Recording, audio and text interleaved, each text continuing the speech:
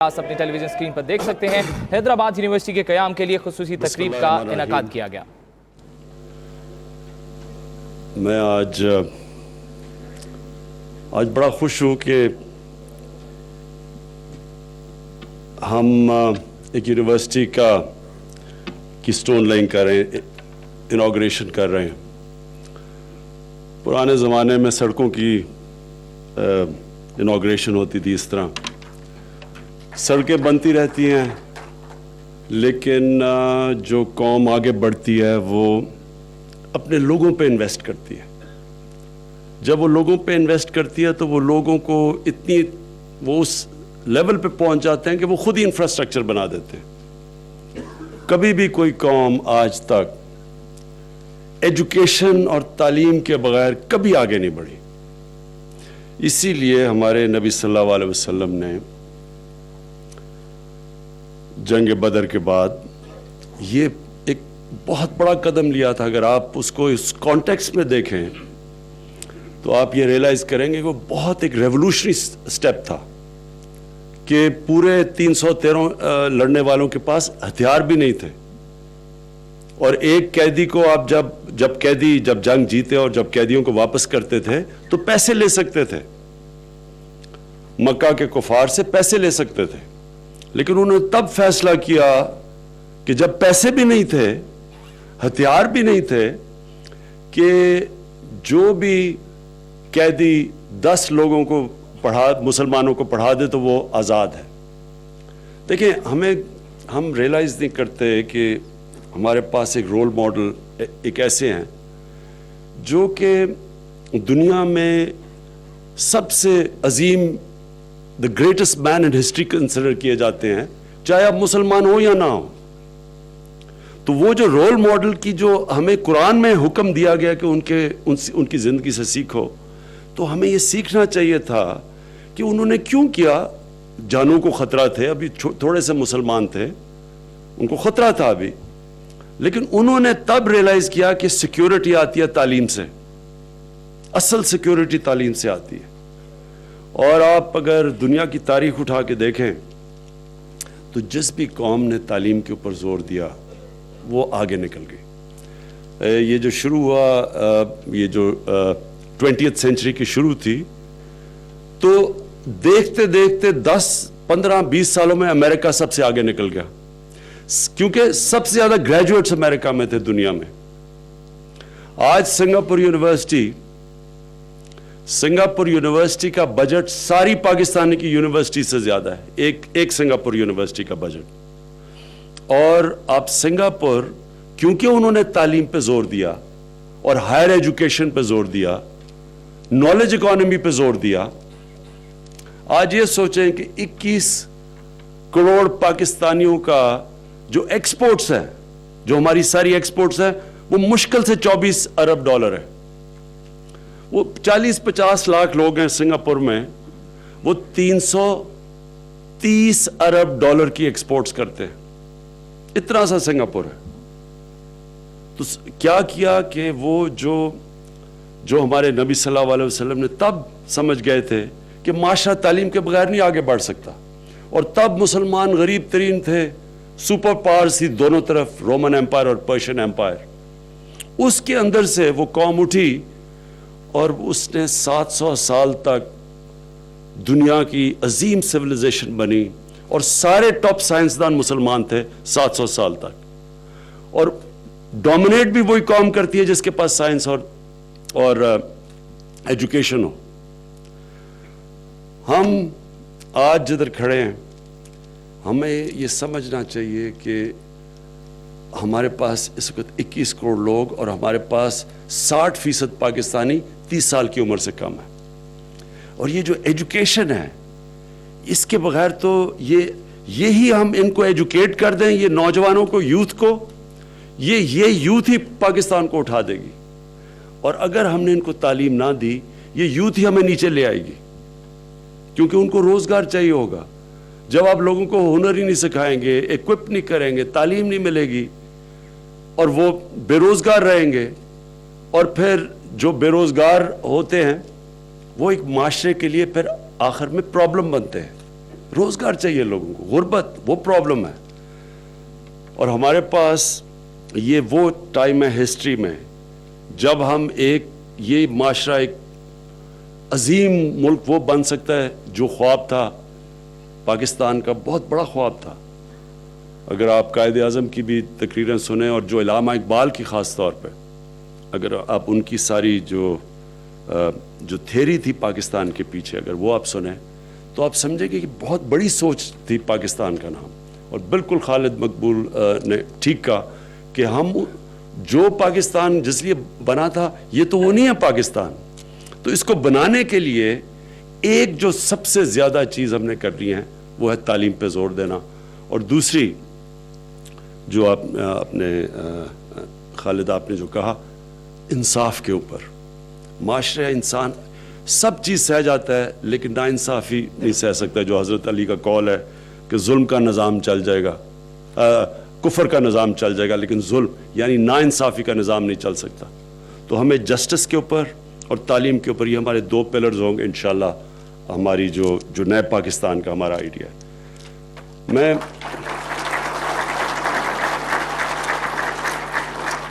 میں اس تھیری کو نہیں سمجھ سکا اس کے پیچھے کیا ہے کہ کون ایک یونیورسٹی کو اپوز کر سکتا ہے, کون اس کی خلاف ورزی کر سکتا ہے, کس طرح کا مائنڈ سوچ سکتا ہے کہ یونیورسٹی نہ بنے. مجھے اس کی سمجھ نہیں ہے کہ اگر آپ ایک یونیورسٹی بنا رہے ہیں اس کو اپوزیشن کیوں ہو. آپ پتہ نہیں, مجھے بعد میں خالد بھائی آپ بتانا کہ کیوں لوگ ایک یونیورسٹی کو اپوز کر رہے ہیں. کیونکہ اگر کوئی کسی جگہ پہ بھی یونیورسٹی بنتی ہے, آپ اگر اس کی مدد نہیں کر سکتے آپ اپوز تو نہیں اسے کریں گے, کیونکہ یونیورسٹیز ہائر ایجوکیشن تو بہت امپورٹنٹ ہے پاکستان کے لیے. میں آپ کو بتاؤں, نمل میاں والی میں جب کیمپین کرتا تھا شروع میں جب گیا تو وہاں مجھے یہی بے روزگار نوجوان ملتے تھے, اور کیونکہ وہ ایسا علاقہ تھا وہاں روزگار نہیں تھا, صرف زمین سپورٹ نہیں کر سکتی تھی لوگوں کو, تو بڑے نوجوان ہمارے منشیات کی طرف چلے گئے, جرم کی طرف, کرائمز کی طرف چلے گئے. تو تب میں نے سوچا کہ میاں والی میں ایک ٹیکنیکل, پہلے سوچا کالج اور پھر میں نے سوچا ایک ٹیکنیکل یونیورسٹی کی گراؤنڈ رکھتے. اب آپ یہ سوچیں کہ وہ جو یونیورسٹی اب فنکشن کر رہی ہے اور انشاءاللہ ہم بڑھاتے جا رہے ہیں اس کو, پہلے چھوٹا شروع کیا اب اس کو ایکسپینڈ کر رہے ہیں, وہ اس میں انفارمیٹکس ہیں, ٹیکنیکل الیکٹریکل انجینئرنگ ہے, ساری ٹیکنیکل ڈگریز ہیں. آپ یہ سوچیں کہ وہاں سے جیسے ہی وہاں کے نوجوان گریجویٹ ہوتے ہیں تو اس باری جو کلاس گریجویٹ ہوئی ہے 92% کو گریجویٹ ہوتے ساتھ ہی نوکریاں مل گئیں, اور اچھی نوکریاں ملی, اور سب غریب گھرانے کے بچے تھے. اردو میڈیم زیادہ تر 75% اردو میڈیم کے تھے. تو اردو میڈیم پہلے انگلش, پہلے ڈگری لی انہوں نے, پہلے ان کو ہم نے انگریزی سکھائی کیونکہ بریڈفورڈ یونیورسٹی کی ڈگریز تھی, اور انہوں نے جا کے وہاں سے, کیونکہ ان کے اندر بھوک زیادہ تھی, انہوں نے محنت اتنی کی کہ آپ سوچیں کہ بریڈفورڈ جو نمل یونیورسٹی ہے وہاں بریڈفورڈ یونیورسٹی کی ڈگریز ملتی ہیں. نمل یونیورسٹی بریڈفورڈ کے اندر 12 یا 13% بچوں کو فرسٹ ڈویژنز ملتی ہیں. نمل یونیورسٹی کے بچے بریڈفورڈ یونیورسٹی کے کورس کر رہے ہیں اسٹوڈنٹس, وہاں 55% بچوں نوجوانوں کو فرسٹ ڈویژنز ملی, کیونکہ ان میں ڈرائیو زیادہ تھی, محنت انہوں نے کی. وہ مجھے ایک بریڈفورڈ یونیورسٹی سے ایک جو آیا ہوا تھا پروفیسر, وہ کہتا میں نے ایسے دیکھے نہیں ہیں, سارا دن کام کرتے تھے, کھانے کے بعد پھر کام شروع کر دیتے تھے, کیونکہ ان کے اندر ڈرائیو تھی. اور وہ جب اب خوشی یہ ہے کہ ان کو نوکریاں ملیں گی, وہ اپنی فیملیز کو اوپر اٹھا دیں گے. تو یہی ہماری کوشش ہونی چاہیے ادھر حیدرآباد یونیورسٹی میں. اس کو ہم نے ٹیکنیکل بیس یونیورسٹی بنانا ہے تاکہ یونیورسٹی کی ڈگری سے ایک دم ان کو نوکریاں ملیں, ہنر سیکھیں, کام کریں. اور وہاں میں انشاءاللہ خالد بھائی آپ کی ہم پوری مدد کریں گے. جو نمل یونیورسٹی میں ہمارا ایکسپیرینس ہے وہ ہم شیئر کریں گے تاکہ آپ کی یونیورسٹی میں بچوں کو فائدہ ہو.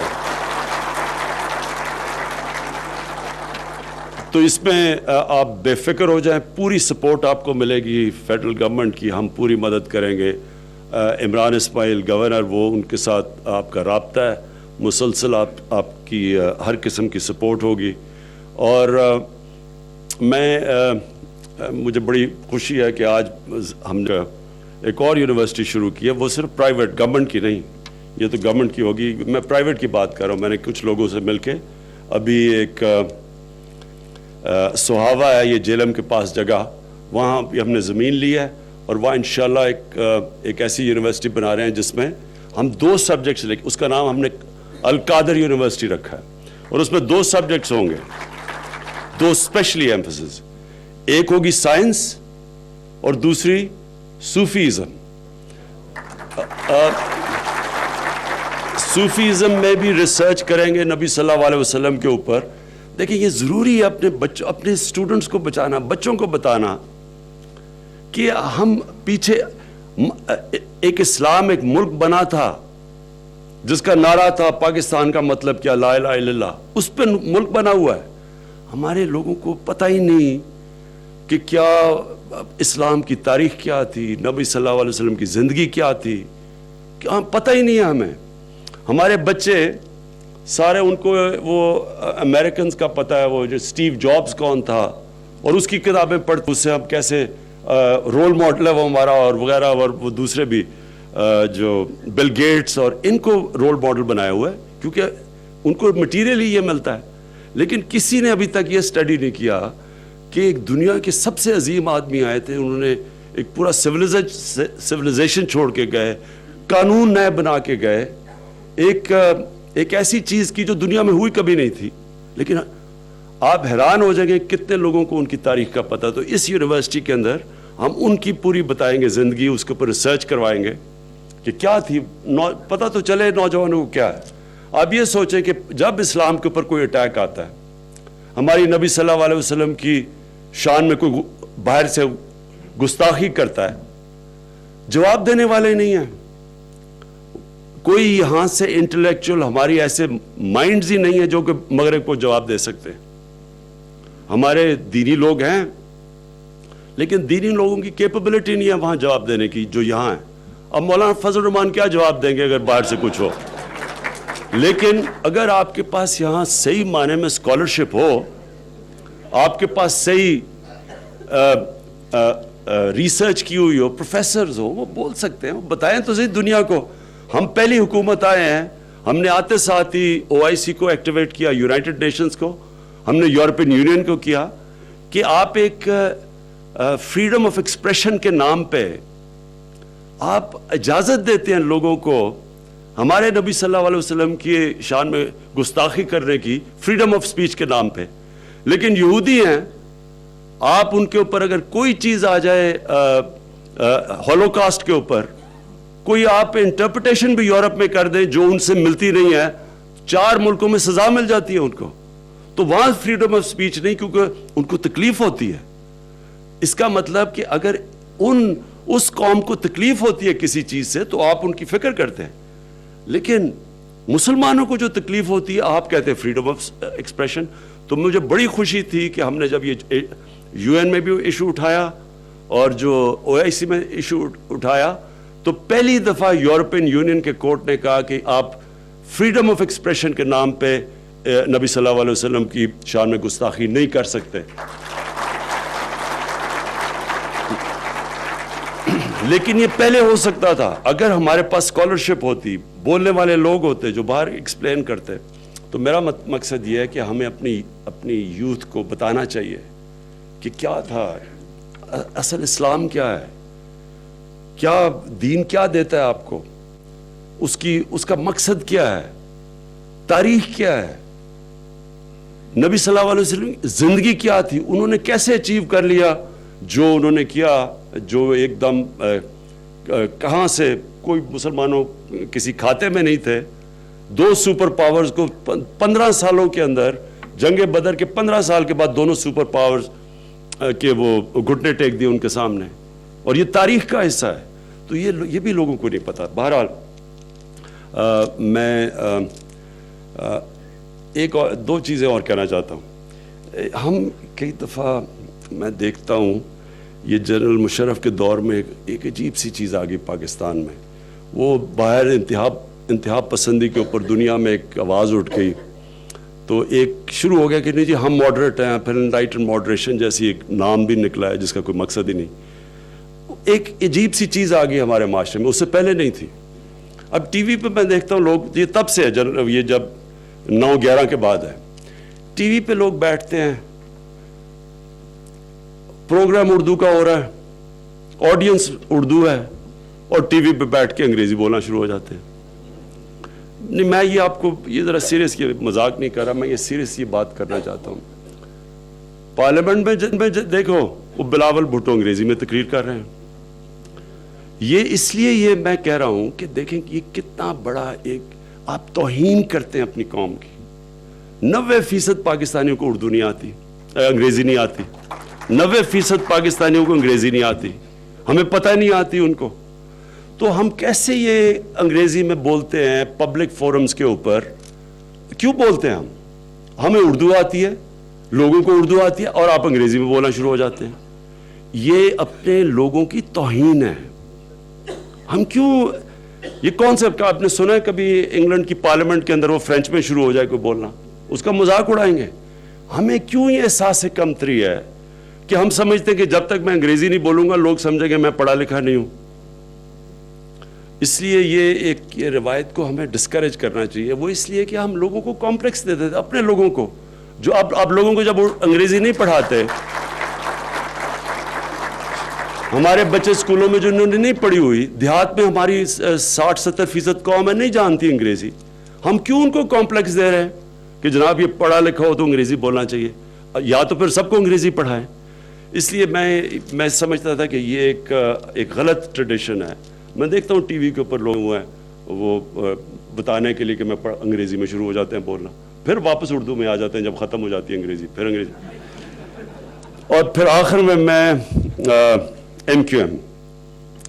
دیکھیں میں ہمیشہ سمجھتا تھا کہ جو MQM کا جو نظریہ ہے, جو آپ باتیں کرتے تھے, وہ تحریک انصاف سے ملتی تھی. ہمیشہ جب سے میں نے پارٹی شروع کیا, میں نے کہا بھی ہوا ہے, پہلے بھی کہا ہوا ہے, جب میرے اختلافات بھی تھے تو میں یہ کہتا تھا. ہمارا تو صرف مسئلہ ایک ہی تھا, ہمارا مسئلہ تھا ملیٹنسی, جو ہم سمجھتے تھے کہ وہ غلط ہے. اور میں یہ کہہ دوں کہ جب ہماری گورنمنٹ بنی اور ہماری کیبنٹ بنی تو 2 وزیر فروخ اور خالد ہماری کیبنٹ میں آ گئے. میں تو نہیں دونوں کو جانتا تھا, تو ہمیں خوف تھا. میں کہا پتہ نہیں یہ وہ جن کی بیک گراؤنڈ کیا ہے, کوئی ہماری کوئی بات مانی نہ گئی تو شاید بندوق ہی نہ نکل جائے کیبنٹ پہ, ہم یہ ڈرے ہوئے تھے. لیکن میں آج یہ کہتا ہوں کہ ان سے زیادہ, یعنی نفیس ہمارے کیبنٹ ممبرز ان 2 سے زیادہ نہیں.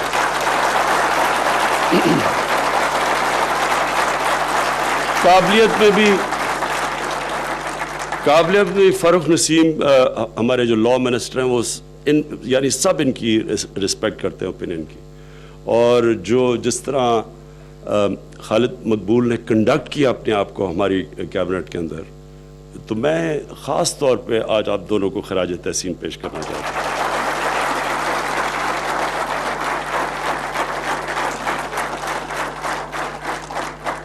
انشاءاللہ اگلا الیکشن لگتا ہے ہم اکٹھے ہی لڑیں گے ہم. اچھا جی, میں پھر سے آخر میں عمران اسماعیل آپ کو بھی کہہ رہا ہوں, خالد آپ کو بھی کہہ رہا ہوں, جس قسم کی مدد چاہیے, یہ اب اس کے بعد ایویشن سے میں منسٹری سے میں خود بات کروں گا. سمرو صاحب وہاں بیٹھے ہوئے ہیں, اگر ان کو بھی یہ, ویسے میں یہ ضرور آپ کو کہہ دوں کہ ہماری جو ڈپارٹمنٹس ہیں نا, یہ عجیب کوئی کام ہو رہا ہے. ہم انہیں کہتے ہیں کہ جو آپ کے پاس زمین پڑی ہوئی ہے جس کے اوپر کچھ نہیں ہو رہا وہ ہمیں دے دو, کیونکہ تقریباً ساری منسٹریوں کے اوپر قرضے چڑھے ہوئے ہیں, نقصان ہو رہا ہے. تو ہم کم از کم جب تک ہم پیسہ نہیں ٹھیک نہیں کرتے منسٹری, تو ہم یہ زمین بیچ کے تو ہم یہ خسارہ پورا کریں.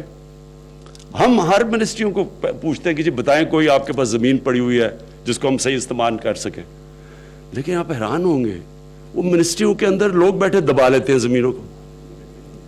یعنی گورنمنٹ سرونٹس بیٹھے ہوئے ہیں, وہ زمین کو ایسے پکڑ کے رکھتے ہیں جیسے کہ پتہ نہیں انہوں نے اس کو پلاٹ دے کے بعد میں بیچ دینا ہے. زمین گورنمنٹ کی गवर्नमेंट की ज़मीन गवर्नमेंट के लिए हम बेच के गवर्नमेंट के लिए पैसे लगाना चाहते हैं, लेकिन वो बताते नहीं है ज़मीनों का। अब हम इसके ऊपर सख्ती करने लगे हैं, लेकिन मैं आपको समनो साहब किसी किस्म की रुकावट आई इसमें, प्लीज़ आपने मुझे बताना है और हम ये ज़मीन हैदराबाद यूनिवर्सिटी के हवाले करेंगे। बहुत बहुत शुक्रिया। हैदराबाद यूनिवर्सिटी नौजवानों को बताना चाहिए कि